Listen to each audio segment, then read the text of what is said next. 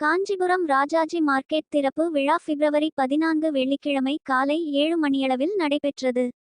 இந்த நிகழ்ச்சியில் உத்திரமேரூர் சட்டமன்ற உறுப்பினர் க. சுந்தர் கலந்து கொண்டு குத்துவிளக்கு ஏற்றி கல்வெட்டினை திறந்து வைத்தார்.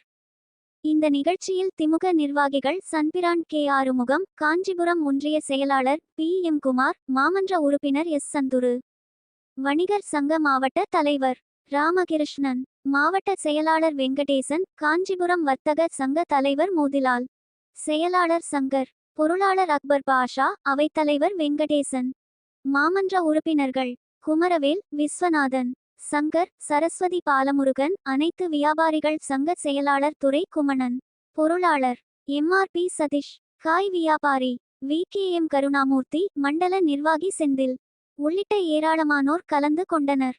நிகழ்ச்சி ஏற்பாடுகளை காஞ்சிபுரம் ராஜாஜி மார்க்கெட் தலைவர் கே. பி. ஜே. மோகன், செயலாளர் பி. ஜி. எம். முரளி, பொருளாளர் கே. ஜி. சரவணன் மற்றும் ராஜாஜி மார்க்கெட் வியாபாரிகள் மிக சிறப்பாக செய்திருந்தார்கள்.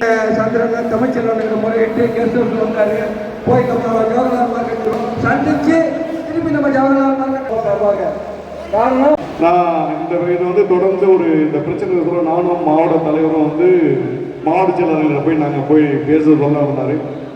நான் சொல்றேன் வெங்கடேசா, வியாபாரிக்கு எந்த மார்க்கெட் அனைத்து நிர்வாகிகளுக்கும்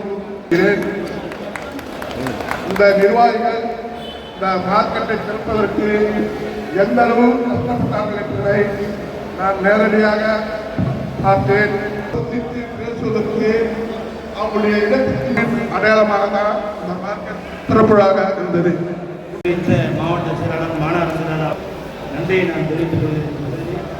எப்போதும் இன்று போல் என்றும் உழைப்பேன் என்றும் என் மார்க்கெட்டு சங்கம் என்றும் உறுதியாக ஒன்றினாக நன்றி. வணக்கத்தை தெரிவிச்சுக்கிறேன். நான் ஆரம்பத்துலேருந்தே பார்த்துட்டு இருப்பேன் எவ்வளோ சிரமப்பட்டிருக்காங்கன்னு சொல்லிட்டு.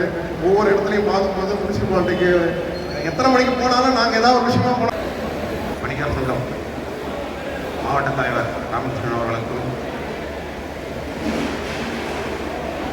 இன்றைக்கு இந்த காய்கறி சந்தையை மாண்புமிகு முதல்வர் அவர்கள் நமக்கெல்லாம் வழங்கியிருக்கிறார்கள். அந்த வகையில் நம்முடைய மாநகரத்தின் சார்பாக முதலில் அதனால இதில் யாரும் தலையிடாதீங்க, அரசியல் தலையிட வரக்கூடாது அப்படின்னு அவங்க சொல்லிட்டாங்க.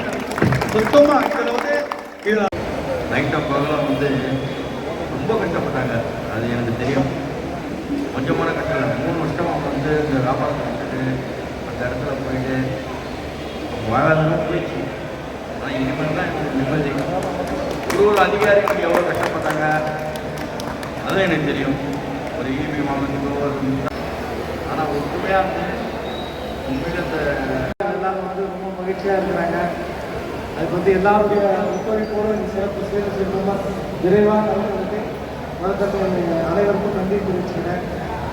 இங்கே பேச வாய்ப்பு தரும்போது